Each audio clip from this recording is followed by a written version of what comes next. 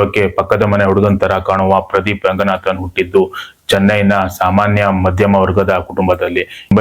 1993 July 25ರಂದು ಚೆನ್ನೈನ ಮಧ್ಯಮ ವರ್ಗದ ಕುಟುಂಬದಲ್ಲಿ ಪ್ರದೀಪ್ ರಂಗನಾಥ್ ಬೆಳೀತಾರೆ ಅಂತಾನೆ ಹೇಳ್ಬೋದು. ಚಿಕ್ಕ ವಯಸ್ಸಿನಲ್ಲಿ ಎಲ್ಲ ಮಕ್ಕಳು ಆಟವಾಡುತ್ತಿರಬೇಕಾದ್ರೆ ಪ್ರದೀಪ್ಗೆ ಚಿಕ್ಕ ವಯಸ್ಸಿನಲ್ಲಿ ಸಿನಿಮಾ ನೋಡುವುದು ಮತ್ತು ಕನಸು ಕಾಣುವುದೇ ಒಂದು ಹಾಬಿ ಆಗಿತ್ತು. ಶಾಲಾ ದಿನಗಳಲ್ಲಿ ಸೈಲೆಂಟ್ ಆಗಿದ್ದ ಪ್ರದೀಪ್ಗೆ ಸಿನಿಮಾ ಬಗ್ಗೆ ಯಾರು ಮಾತಾಡಿದ್ರೆ ಅವರ ಕಣ್ಣುಗಳು ಮಿನುಗುತ್ತಿದ್ದವು. ಫೋನ್ನಲ್ಲಿದ್ದ ಚಿಕ್ಕ ಚಿಕ್ಕ ವಿಡಿಯೋಗಳನ್ನು ತೆಗೆದು ಲ್ಯಾಪ್ಟಾಪ್ಗಳಲ್ಲಿ ಎಡಿಟ್ ಮಾಡ್ತಾ ಇದ್ರು. ಇನ್ಫಾರ್ಮೇಶನ್ ಟೆಕ್ನಾಲಜಿಯಲ್ಲಿ ಇಂಜಿನಿಯರಿಂಗ್ ಕೂಡ ಪ್ರದೀಪ್ ರಂಗನಾಥನ್ ಪಡೆದಿದ್ರು. 2015ರಲ್ಲಿ ವಾಟ್ಸಪ್ ಕಾದಲಿ ಅನ್ನೋ ಒಂದು ಶಾರ್ಟ್ ಫಿಲ್ಮ್ ಅನ್ನು ಯೂಟ್ಯೂಬ್ಗೆ ಅಪ್ಲೋಡ್ ಮಾಡ್ತಾರೆ. ತಮಿಳ್ನಾಡು ಫುಲ್ಲು ವೈರಲ್ ಆಗುತ್ತೆ ವಾಟ್ಸಪ್ ಕಾದಲ್ ಅನ್ನೋ ಒಂದು ಶಾರ್ಟ್ ಮೂವಿ. ಆ ಶಾರ್ಟ್ ಮೂವಿಯಲ್ಲಿ ತಾನೇ ನಿರ್ದೇಶನ ಮಾಡಿ ನಟಿಸಿರ್ತಾರೆ. ಆವಾಗ ತಮಿಳು ಚಿತ್ರರಂಗದ ಪ್ರೊಡ್ಯೂಸರ್ಗಳ ಕಣ್ಣು ಪ್ರದೀಪ್ ರಂಗನಾಥ್ ಮೇಲೆ ಬೀಳುತ್ತದೆ ಅಂತಾನೆ ಹೇಳ್ಬೋದು.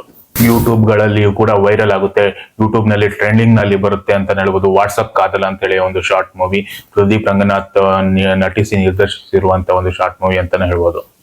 ಚೊಚ್ಚಲ ಬಾರಿಗೆ ಪ್ರದೀಪ್ ರಂಗನಾಥ್ 2019ರಲ್ಲಿ ಕೋಮಾಲಿ ಅನ್ನೋ ಒಂದು ಚಿತ್ರವನ್ನು ಜಯಂ ರವಿ ಮತ್ತು ಕಾಜಲ್ ಅಗರ್ವಾಲ್ ನ ಜೊತೆ ಸೇರಿ ಒಂದು ವಿಭಿನ್ನವಾದ ಕಥಾಹಂದರದ ಕೋಮಾಲಿ ಅನ್ನೋ ಚಿತ್ರವನ್ನು ಮಾಡ್ತಾರೆ. ಅದು ಈಗ ಒಬ್ಬ 16 ವರ್ಷಕ್ಕೆ ಕೋಮಾಕ್ಕೆ ಹೋದ ಒಬ್ಬ ವ್ಯಕ್ತಿ ಬದಲಾದ ಪ್ರಪಂಚಕ್ಕೆ ಬಂದ ತಕ್ಷಣ ಯಾವ ರೀತಿ ಆತ ರಿಯಾಕ್ಟ್ ಮಾಡ್ತಾನೆ ಅನ್ನೋದೇ ಕೋಮಾಲಿ ಅನ್ನೋ ಒಂದು ಚಿತ್ರದ ಸ್ಟೋರಿ ಅಂತಾನೆ ಹೇಳ್ಬೋದು.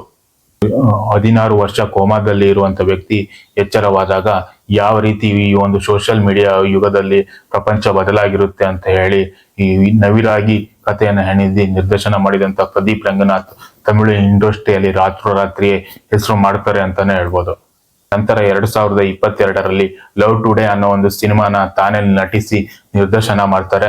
ಅದರ ಮೆಮ್ಗಳು, ಅದರ ಕ್ಲಿಪ್ಗಳು ಎಲ್ಲ ಕೂಡ ಇನ್ಸ್ಟಾಗ್ರಾಮ್ ರೀಲ್ಗಳಲ್ಲಿ ಮತ್ತು ಫೇಸ್ಬುಕ್, ವಾಟ್ಸಪ್, ಸೋಷಿಯಲ್ ಮೀಡಿಯಾಗಳಲ್ಲಿ ಎಲ್ಲಾ ಕಡೆಗಳಲ್ಲೂ ಕೂಡ ಲವ್ ಟುಡೇಯ ವಿಡಿಯೋಗಳು ವೈರಲ್ ಆಗ್ತವೆ ಅಂತಾನೆ ಹೇಳ್ಬೋದು. ಅದರಲ್ಲೂ ಕೂಡ ಟ್ರೋಲ್ ಆಗ್ತವೆ, ಮೆಮ್ಸ್ಗಳು ಕೂಡ ಎಲ್ಲಾ ಕಡೆ ವೈರಲ್ ಆಗ್ತವೆ ಅಂತಾನೆ ಹೇಳ್ಬೋದು.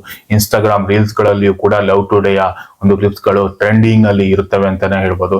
ಇದರಿಂದ ಲವ್ ಟುಡೇ ಕೂಡ ಉತ್ತಮವಾದ ಒಂದು ಚಿತ್ರ ಅಂತಾನೆ ಹೇಳ್ಬೋದು. 5 ಕೋಟಿಯಲ್ಲಿ ಮಾಡಿದಂತ ಲವ್ ಟುಡೇ ಸಿನಿಮಾ ಸುಮಾರು 100 ಕೋಟಿಯಷ್ಟು ಕಲೆಕ್ಷನ್ ಮಾಡುತ್ತೆ ಅಂತಾನೆ ಹೇಳ್ಬೋದು. ಹಾಗೂ OTT ಪ್ಲಾಟ್ಫಾರ್ಮ್ ನಲ್ಲೂ ತುಂಬಾ ಚೆನ್ನಾಗಿ ಓಡುತ್ತೆ ಅಂತಾನೆ ಹೇಳ್ಬೋದು ಲವ್ ಟುಡೇ. ಮತ್ತು ಹರೆಯದ ಯುವಕ ಯುವತಿಯರ ಒಂದು ಮೋಸ್ಟ್ ಫೇವರಿಟ್ ಸಿನಿಮಾನೇ ಲವ್ ಟುಡೇ ಆಗುತ್ತೆ ಅಂತಾನೆ ಹೇಳ್ಬೋದು. ಲವ್ ಟುಡೇ ಸಿನಿಮಾದ ಕಥೆ ಏನಂದ್ರೆ, ಯುವ ಜೋಡಿಗಳು ಒಂದು ದಿನ ತನ್ನ ಮೊಬೈಲ್ ಅನ್ನು ಎಕ್ಸ್ಚೇಂಜ್ ಮಾಡಿಕೊಳ್ಳುವಂತ ಒಂದು ಸ್ಟೋರಿಯನ್ನೇ ನವಿರಾಗಿ ಯುವಕ ಯುವತಿಯರ ಒಂದು ಈಗಿನ ಪರಿಸ್ಥಿತಿಗೆ ತಕ್ಕಂತೆ ಸಿನಿಮಾವನ್ನು ಮಾಡ್ತಾರೆ ಅಂತಾನೆ ಹೇಳ್ಬೋದು. ಸೋಷಿಯಲ್ ಮೀಡಿಯಾ ಕಾಲದಲ್ಲಿ ಆ ಕಥೆ ಎಲ್ಲಾ ಯುವಕ ಯುವತಿಯರಿಗೂ ಕೂಡ ಹಾಟ್ ಫೇವರೇಟ್ ಸಿನಿಮಾ ಆಗುತ್ತೆ ಲವ್ ಟುಡೇ ಅಂತಾನೆ ಹೇಳ್ಬೋದು.